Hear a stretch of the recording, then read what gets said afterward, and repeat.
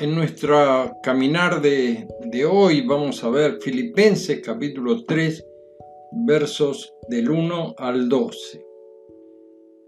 El apóstol Pablo era un hombre destacado dentro de la sociedad de su época. Esto ya lo hemos visto, pero vuelve aquí a contarnos que toda su vida pasada la ha dado por pérdida, por basura, porque ahora tiene otra visión completamente distinta.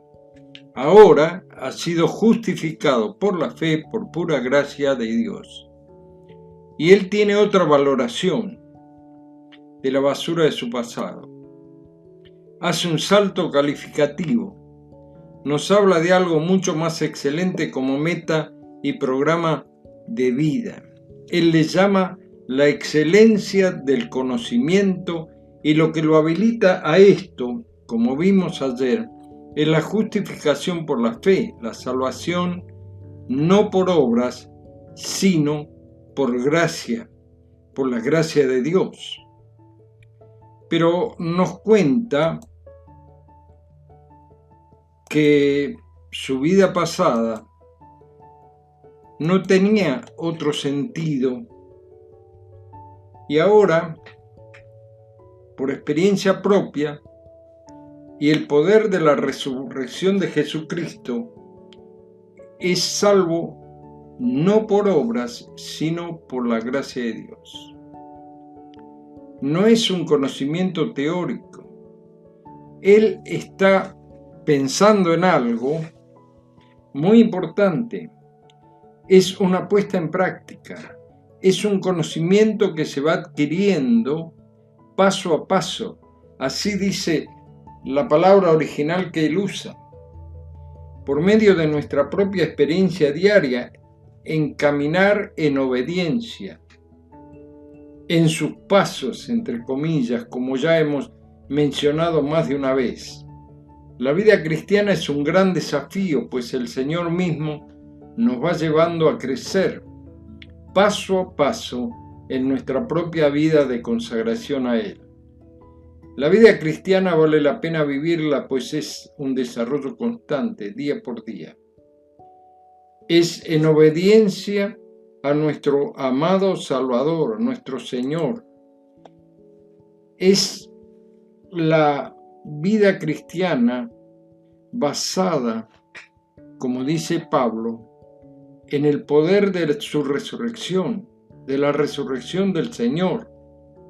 Esta palabra que usa él para poder es la palabra dunamis, la cual se aplicó a la dinamita.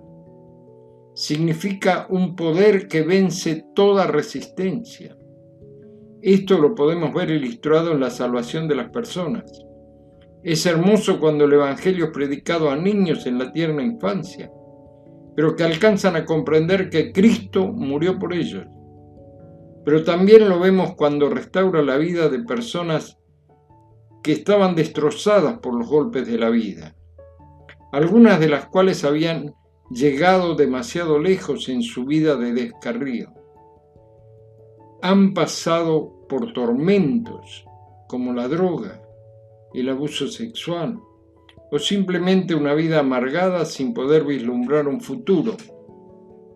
O como la de Pablo, un continuo esfuerzo religioso para cumplir ritos, reglamentos, sacrificios, para encontrarse también en la desesperación, como lo plantea en Romanos capítulo 7, versículo 18. Dice, y yo sé que en mí, esto es en mi carne, no mora el bien, porque el querer el bien está en mí, pero no el hacerlo. Y esta es nuestra propia experiencia en nosotros mismos. No moraba el bien antes de conocer al Señor. Pero un día la dinamita del Evangelio, el poder de Dios, no solo nos mostró nuestro estado, sino que por el poder del Espíritu Santo transformó nuestro horizonte. Y desde entonces hay en nosotros una meta especial. Crecemos en Cristo día por día. Conocemos el poder de su resurrección, pero había en Pablo un derrotero que le estaba marcando su vida de alguna manera Dios le habría marcado su futuro.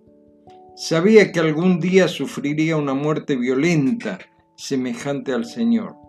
¿Cómo se aplica esto en realidad a nuestra vida diaria?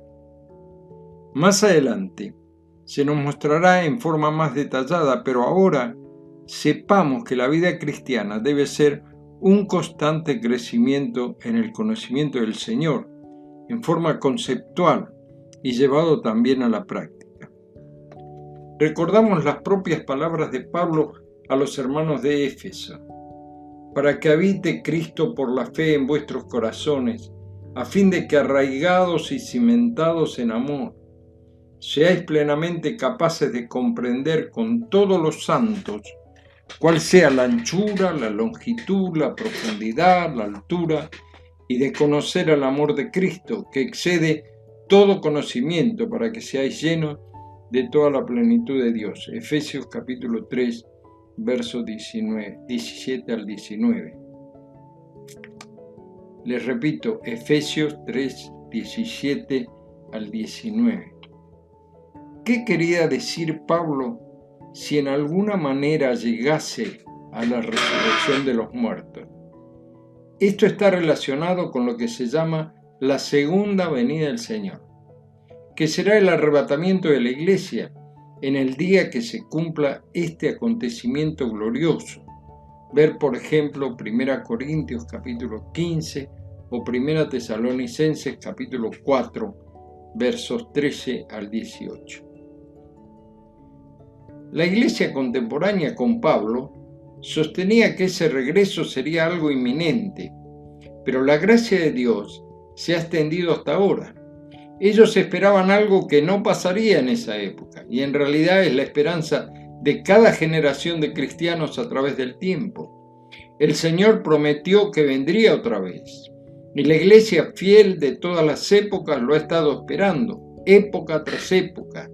Y si bien el Señor nos dejó marcada una fecha en el calendario, cada generación de cristianos pensaba que la promesa se cumpliría en sus días.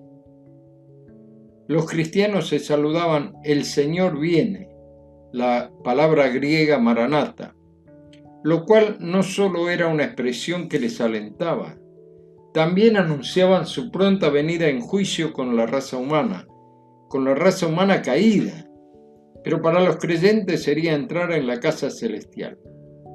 Tuve unos amigos, un matrimonio que se levantaba muy temprano, los esposos Kerlenievis. Tenían una ventana que tenía una vista hermosa a la salida del sol, y cada mañana lo primero que hacían era abrir esa ventana y repetían: ojalá fuera hoy. Ese era su anhelo continuo. Y así debería ser nuestra experiencia, la inminente venida del Señor. Y eso debe ser un motor activador de nuestro servicio, porque le da una nota de urgencia a la vida. Nada es más esperanzador y que llena el alma de alegría. Hoy puede ser el día, ¿lo pensaste? Recordamos cómo se refiere Pablo a Tito: aguardando la esperanza bienaventurada y la manifestación gloriosa de nuestro gran Dios y Salvador Jesucristo. Que esta sea realmente mi manera de vivir.